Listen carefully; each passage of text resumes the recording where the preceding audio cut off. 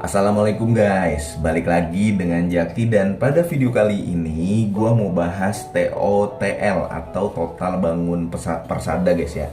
Jadi perusahaan konstruksi yang memang banyak membangun gedung. Kalau yang sebelumnya kita sudah membahas PBSA, dia konstruksi yang banyak bertransaksi dengan perusahaan-perusahaan sawit, yang kalau perusahaan sawitnya saat ini sedang mencetak laba yang cukup baik ya, cukup manis lah katakanlah seperti itu, ya si PBSA kecipratan. Alhasil memang dia berpotensi membagikan dividen yield yang besar dan labanya juga lebih baik daripada tahun sebelumnya.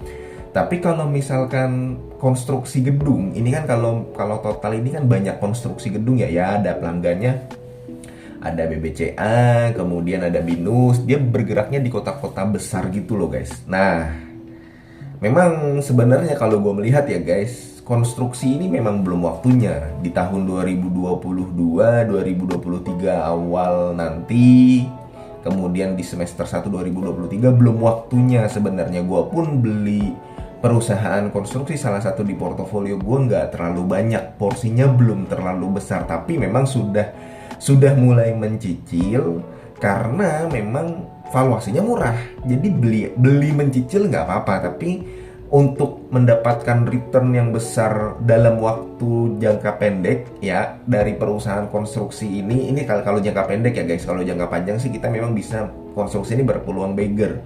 Tapi kalau untuk 2 bulan ke depan, 3 bulan ke depan, itu konstruksi belum bisa terlalu diharapkan sebenarnya. Sampai nanti ada pemicunya, ya itu bisa jadi ibu kota negara, kemudian pembangunan sudah mulai banyak lagi. Sekarang sebenarnya sudah mulai banyak, tapi laba bersih dari perusahaan-perusahaan konstruksi ini belum. Karena kan perusahaan setelah pandemi kan yang sempat tertunda, ya perusahaan banyak mulai melanjutkan kembali kan di tahun 2020-2021 karena sempat tertunda pembangunannya itu di tahun 2020 awal gitu. Jadi ya perusahaan yang memang seharusnya selesai di tahun 2022 mundur lagi pengerjaannya, seperti itu guys. Dan salah satunya yang memang laba bersihnya belum naik, ya salah satunya Total ini. Memang dia sudah murah. Sebenarnya kalau lu perhatikan harga saham dari Total itu dari tahun 2021 di bulan Juli sampai di tahun 2023 ini dia konsolidasi aja, nggak naik nggak turun. Dia naik sampai 340, turun lagi 290, kemudian naik lagi 320, turun lagi di 304. Sekarang harganya kalau gue nggak salah di 304. Karena ya sebenarnya kinerjanya belum bagus, malah cenderung turun. Apakah masuk? Kalau sekarang belum. Kalau sekarang belum waktunya untuk masuk untuk Total ini. Karena memang secara kuartalan pun ya yang bagus itu di kuartal 1 lu bisa lihat dia laba bersihnya mencapai 27 miliar. Kemudian di kuartal 2 mencapai 44 miliar, sampai kuartal 3 65 miliar. Di tahun 2021 bahkan dia mencapai 101 miliar dia laba bersihnya. Dan di tahun 2020 dia 108 miliar. Artinya dari laba bersih di tahun 2022 ini kita masih harus melihat kuartal keempat.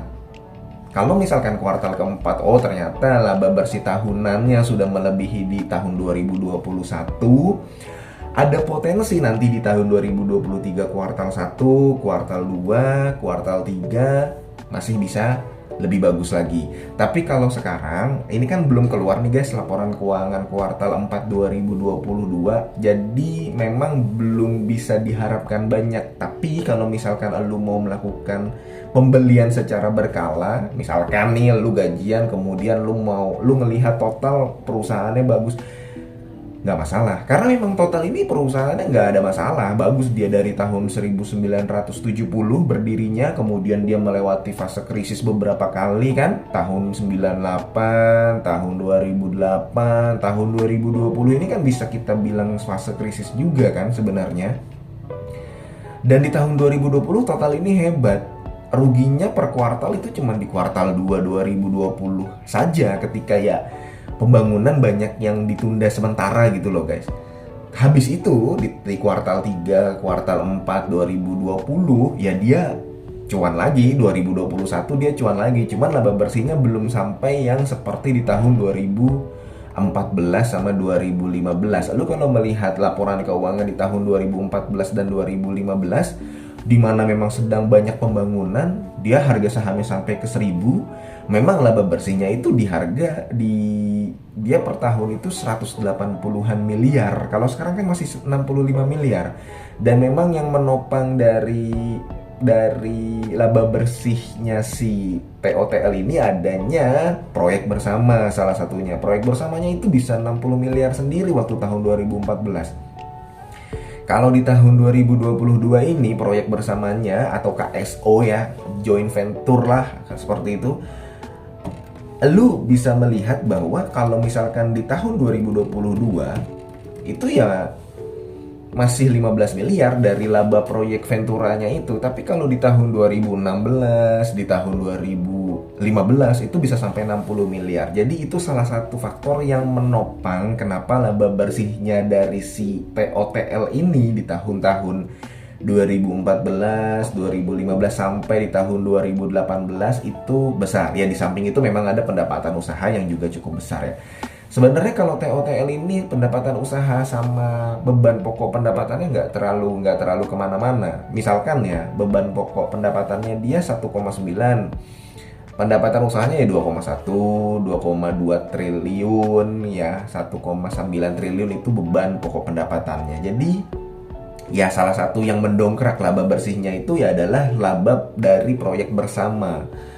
Jadi di tahun 2022 ini belum waktunya untuk all in. Ya all in juga enggak sih, tapi belum waktunya untuk kita mengharapkan dari perusahaan konstruksi. Seperti yang gue bilang tadi, gue pun beli perusahaan konstruksi salah satunya di portofolio gue.